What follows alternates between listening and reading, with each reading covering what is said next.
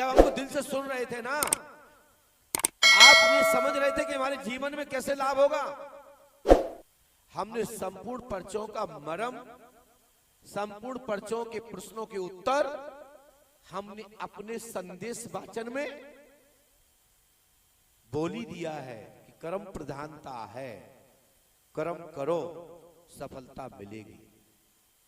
विश्वास रखो अपने किए हुए कर्म पर, अपनी मेहनत पर, तो परिणाम तो अनुकूल आएगा ही।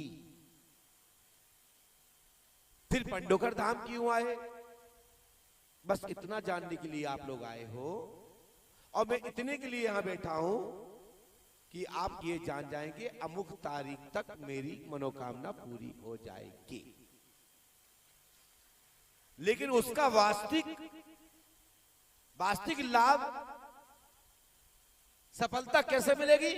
आपकी मेहनत, आपकी लगन, आपका संघर्ष, आपकी सोच, आपकी निष्ठा, और जब विश्वास रूपी एक लक्ष्य निश्चित होगा तो सफलता 101% प्राप्त होगी।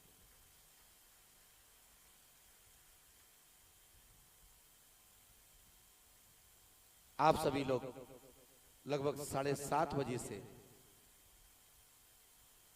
दरबार के लिए तैयार होकर के आप अच्छी शुद्ध पवित्र भावना से, जैसे कथा सुन रहे थे, संदेश सुन रहे थे,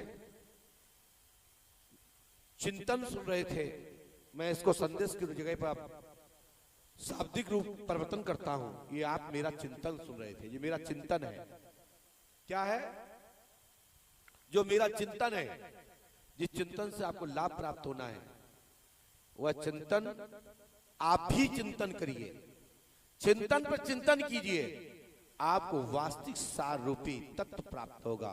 वो ब्रह्म तत्व की प्राप्ति होगी, ब्रह्म ज्ञान प्राप्त होगा, और आपके मन में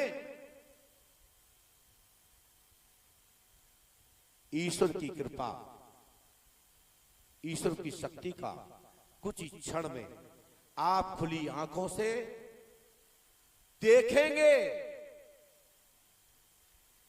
और जिनके अंदर समझने की व्यवस्था है तो वो समझेंगे भी कि शक्ति किसे कहते हैं। और शक्ति जब आप समझ जाओगे तो बस मन से एकदम शुद्ध पवित्र भाव से मुस्कुरा दीजिएगा। अपने ओंठों पर, अपने चेहरे पर मुस्कान ले आइएगा। आपको शक्ति का स्पर्श का महसूस हो जाएगा। अपने दिल को पवित्र भाव से उस शक्ति को समा लीजिए, और वह शक्ति का आपको बोध हो जाएगा कि हमको स्पर्श शक्ति ने किया है।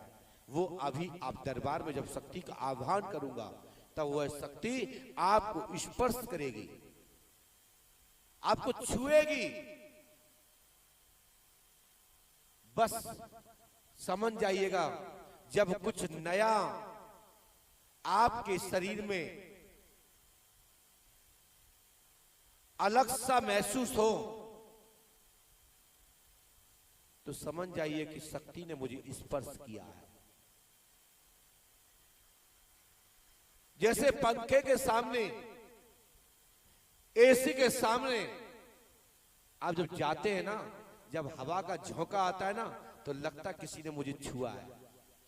बस यही तो शक्ति है।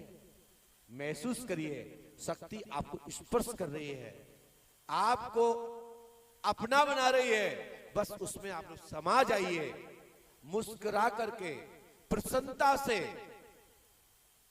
दिल को पूर्णता खोल दीजिए, पूर्णता समर्पित हो जाइए ईश्वर के लिए। आपको पुनः पूछने की आवश्यकता नहीं पड़ेगी, आपको ताने देने की आवश्यकता नहीं पड़ेगी, और आपका काम हो जाएगा और शक्ति का बोध हो जाएगा।